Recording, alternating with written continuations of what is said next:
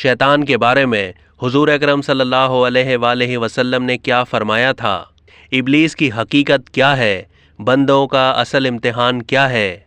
इब्लीस और शैतान एक ही सिफ़त और हकीकत के दो ऐसे नाम हैं कि जिसका काम अल्लाह के बंदों को वरगलाना, शर फैलाना, उन्हें अल्लाह से बागी करके बुराई के कामों की जानिब राग़िब करना है। ये इंसान का वो अज़ली दुश्मन है जो क़यामत तक उसका पीछा नहीं छोड़ेगा। हज़रत आयशा सिद्दीक़ा रज़ी अल्लाह तआला अन्हा से रिवायत है कि नबी करीम सल्लल्लाहु अलैहि वसल्लम ने फरमाया कि फ़रिश्ते नूर से, आदम मिट्टी से और इब्लीस आग से पैदा किया गया। हज़रत अब्दुल्ला बिन उमर रज़ी अल्लाह तआला अन्हा फरमाते हैं कि जिन्नात हज़रत आदम अलैहिस्सलाम से 2000 साल पहले से दुनिया में आबाद थे, जिन्होंने दुनिया में दंगा फसाद मचा रखा था। चुनांचे अल्लाह ताला ने फ़रिश्तों के एक लश्कर को दुनिया में रवाना किया, जिन्होंने इन जिन्नात को मार मार कर समंदरी जजीरों और वीरान इलाकों में भगा दिया।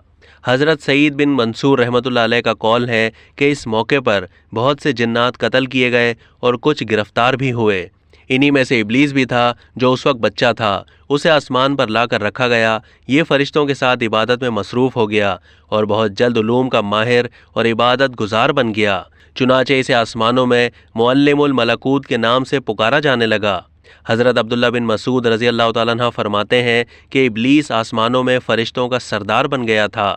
हज़रत इब्ने अब्बास रज़ी अल्लाह तआला अन्हु ने फरमाया कि इब्लीस का नाम अज़ाज़ील था। सूरह कहफ आयत नंबर 50 में भी अल्लाह ताला ने फरमाया है कि इब्लीस जिन्नात में से था।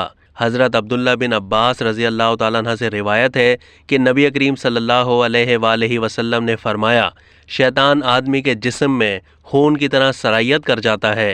बंदे का दिल उसका ख़ास ठिकाना है, ताहम शैतान को इतनी क़ुव्वत हासिल नहीं है कि वो इंसान को राह हक़ से ज़बरदस्ती हटा दे।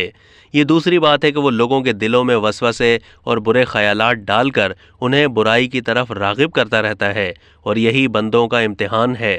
अब तक के लिए इतना ही। मज़ीद मालूमात के लिए डेली जंग के यूट्यूब चैनल को सब्सक्राइब कीजिए और फेसबुक के पेज को भी लाइक कीजिए।